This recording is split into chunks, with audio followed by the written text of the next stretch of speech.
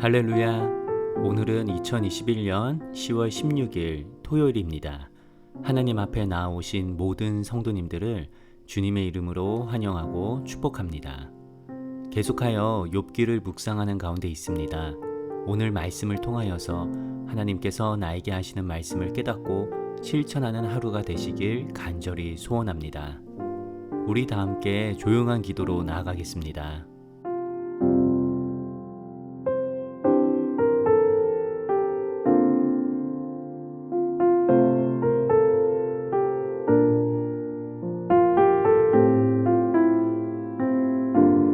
아멘. 오늘 우리에게 주시는 말씀 욥기 8장 8절에서 22절 말씀을 다 함께 보시겠습니다. 청하건대 너는 옛 시대 사람에게 물으며 조상들이 터득한 일을 배울지어다. 우리는 어제부터 있었을 뿐이라 우리는 아는 것이 없으며 세상에 있는 날이 그림자와 같으니라. 그들이 내게 가르쳐 이르지 아니하겠느냐? 그 마음에서 나오는 말을 하지 아니하겠느냐? 왕골이 진펄 아닌 데서 크게 자라겠으며 갈대가 물 없는 데서 크게 자라겠느냐? 이런 것은 새순이 돋아 아직 뜯을 때가 되기 전에 다른 풀보다 일찍이 마르느니라. 하나님을 잊어버리는 자의 길은 다 이와 같고 저속한 자의 희망은 무너지리니 그가 믿는 것이 끊어지고 그가 의지하는 것이 거미줄 같은즉 그 집을 의지할지라도 집이 서지 못하고 굳게 붙잡아 주어도 집이 보존되지 못하리라.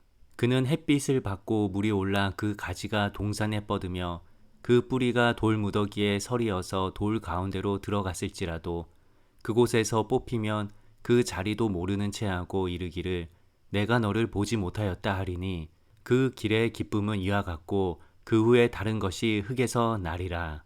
하나님은 순전한 사람을 버리지 아니하시고 악한 자를 붙들어 주지 아니하시므로 웃음을 내 입에 즐거운 소리를 내 입술에 채우시리니 너를 미워하는 자는 부끄러움을 당할 것이라. 악인의 장막은 없어지리라.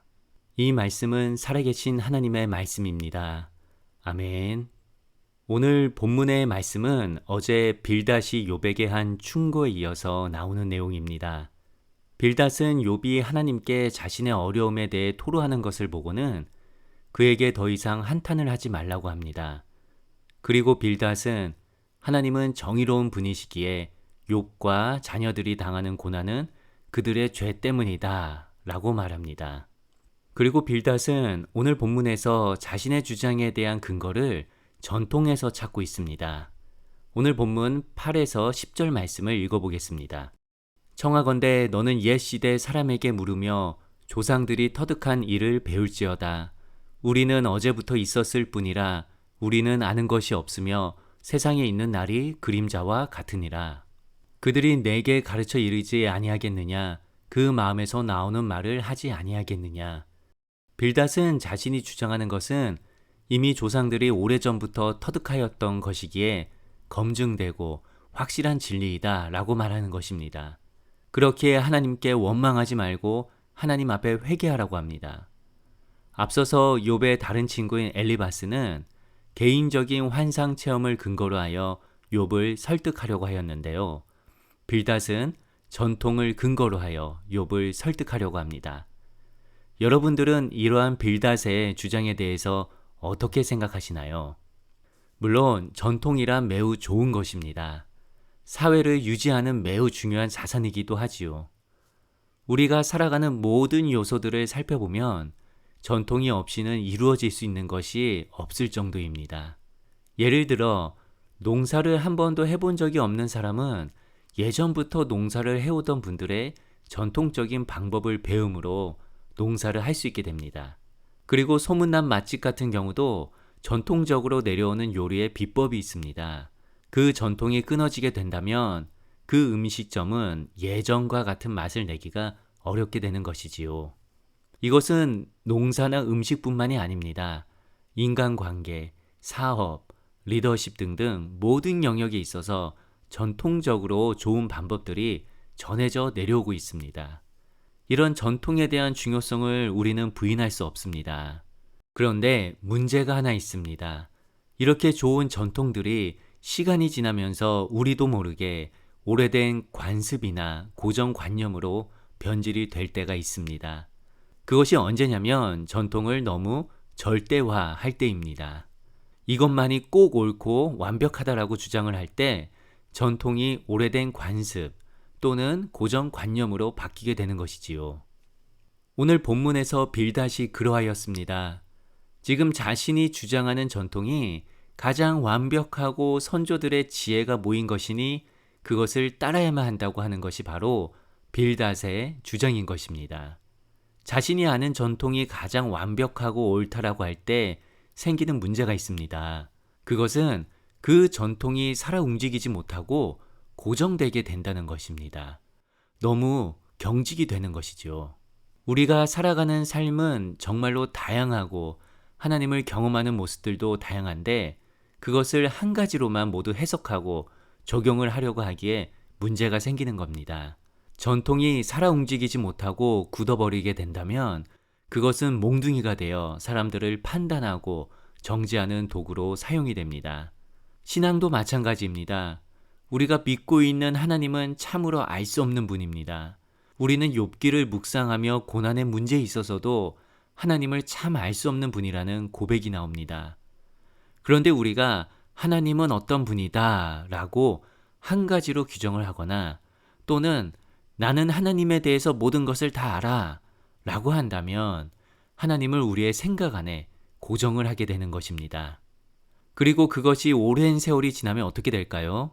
그러한 생각은 오래된 관습이 되고 고정관념이 되어서 다른 사람을 판단하고 정죄하는 도구로 사용이 됩니다. 성경에 보면 이와 같이 자신의 전통을 절대적으로 여기고 사람들을 힘들게 하였던 무리들이 있습니다. 그것은 바로 바리새인들입니다. 그들이 예수님을 싫어했던 이유가 있습니다. 왜냐하면 예수님께서는 계속하여 전통과는 반대되는 행동을 하셨기 때문이지요. 마태복음 12장에 보면 예수님께서 안식일에 손 마른 자를 회복시켜주는 장면이 나옵니다. 사람들이 예수님을 고발하기 위해 질문을 합니다. 마태복음 12장 10절 말씀을 읽어드리겠습니다. 한쪽 손 마른 사람이 있는지라 사람들이 예수를 고발하려 하여 물어 이르되 안식일에 병 고치는 것이 옳으니까. 그때 예수님께서는 안식일일지라도 생명을 구하는 것이 더 중요하다 라고 하시며 손 마른 자의 손을 치유해 주십니다. 그것을 지켜본 바리새인들은 어떻게 하면 예수님을 죽일까 의논하였습니다. 왜냐하면 바리새인들은 예수님이 하신 말씀이 진리인지 아닌지가 중요하지가 않았습니다. 그저 자신들이 옳다고 믿어왔던 신앙의 전통을 지키는 것을 원하였던 것이지요. 이들이 보았을 때 예수님의 행동은 늘 자신들이 지켜오던 신앙의 전통들을 깨트리고 문제 삼아 온 것입니다. 그렇게 바리새인들의 입장에서 본다면 예수님은 죄인이었던 겁니다. 그래서 죽이려고 한 것이지요. 아무리 좋은 신앙의 전통이라도 그것이 오래된 관습 또는 고정관념이 되어버리면 누군가를 판단하고 정죄하는 도구가 될 수 있음을 우리는 바리새인들을 통해 깨닫게 됩니다. 예수님의 삶은 언제나 부활의 삶이었습니다. 십자가의 돌아가심으로 생을 마감한 것이 아니라 부활이라는 새로운 삶을 보여주신 것처럼 우리 그리스도인들은 매일매일의 삶과 신앙이 새롭게 부활하는 그러한 삶을 살아가야 합니다. 고린도후서 5장 17절 말씀을 읽어드리겠습니다. 그런즉 누구든지 그리스도 안에 있으면 새로운 피조물이라 이전 것은 지나갔으니 보라 새 것이 되었도다. 예수 그리스도를 나의 구주로 영접하는 순간 우리의 과거의 죄된 모습들은 모두 벗어버리고 새로운 사람으로 거듭나게 되는 것이 바로 기독교의 진리입니다. 변화는 신앙생활의 본질적인 요소입니다. 우리가 과거의 전통에만 관심을 가지고 그것을 계속하여 보존만 하길 원한다면 우리 그리스도인들은 생동감 있는 신앙생활을 할 수가 없습니다. 물론 우리가 한 가지 혼돈하지 말아야 하는 것은 진리와 전통은 다르다는 것입니다. 진리는 우리가 믿는 바이고 신앙의 기본입니다. 이것은 우리의 신앙의 기본을 구성하고 있기에 변하지 않는 것입니다. 이것을 사람이 바꾸게 된다면 기독교와 교회는 정체성을 잃어가고 변질되게 됩니다. 그런데 전통은 다릅니다. 전통은 우리의 신앙과 교회를 유지시켜 주는 겁니다. 전통은 과거와 현재를 이어주며 끊임없이 우리의 신앙이 성장하도록 도와주는 역할을 합니다. 그렇게 전통은 계속하여 살아 움직여야 합니다. 이것만이 완벽하고 옳다라고 주장할 때 전통은 오래된 관습이 되며 고정관념이 되어버립니다. 그러하면 우리의 신앙도 과거에만 머물러 있게 되며 전통이라는 이름으로 그것을 따르지 않는 다른 이들을 판단하고 정죄하게 됩니다. 그렇다면 어떻게 하면 전통이 살아날 수 있을까요? 생동감 있게 움직이며 과거와 현재를 연결해 줄 수 있을까요? 그것은 영혼에 대한 사랑이 있을 때 가능합니다. 어떻게 하면 한 영혼을 예수 그리스도에게 인도할까를 생각하고 고민하고 기도할 때 우리는 전통이 오래된 관습이나 고정관념에 머무르게 두지 않습니다. 내가 소중히 여기고 교회가 지켜왔던 것이지만 한 영혼을 위해서 과감히 전통을 새롭게 변화시킬 수 있는 이유는 영혼을 향한 사랑 때문에 가능한 것입니다. 교회가 교회되게 하고 신앙인이 되게 하는 것은 바로 예수 그리스도의 사랑밖에는 없습니다. 우리가 아무리 멋있는 건물을 가지고 경건한 모습으로 신앙생활을 할지라도 우리 마음 가운데 예수 그리스도를 사랑하고 한 영혼을 사랑하는 마음이 없다면 우리가 가진 신앙의 좋은 전통들은 예수님과는 전혀 상관없는 것이 될 뿐입니다. 그렇게 우리 성도님들께 권면합니다. 전통이 살아 움직이게 하시기 바랍니다. 교회와 개인의 좋은 신앙의 전통들이 고정관념이 되지 않도록 끊임없이 영혼을 사랑하시고 그들을 위해 기도하시고 복음을 전하기 위해 노력하시기 바랍니다. 그러할 때 분명 우리의 좋은 전통들은 우리의 신앙을 성장시키고 교회를 새롭게 만들며 하나님의 나라를 확장하는 데 좋은 도구로 쓰일 것이라 믿습니다. 그러한 저와 우리 성도님들 되시길 간절히 축원합니다. 우리 다 함께 주기도문 하시며 주님 앞에 결단하며 나아가겠습니다. 하늘에 계신 우리 아버지여, 이름이 거룩히 여김을 받으시오며 나라에 임하옵시며 뜻이 하늘에서 이룬 것 같이 땅에서도 이루어지이다. 오늘날 우리에게 일용할 양식을 주옵시고 우리가 우리에게 죄 지은 자를 사하여 준 것 같이 우리 죄를 사하여 주옵시고 우리를 시험에 들게 하지 마옵시고 다만 악에서 구하옵소서. 대개의 나라와 권세와 영광이 아버지께 영원히 싸움나이다. 아멘. 오늘 이렇게 기도하며 하루를 살아가길 원합니다. 먼저 기도할 것은 주님, 혹시 내가 빌닷처럼 내가 알고 있는 전통만이 옳다라고 생각하며 신앙생활을 하지는 않는지요.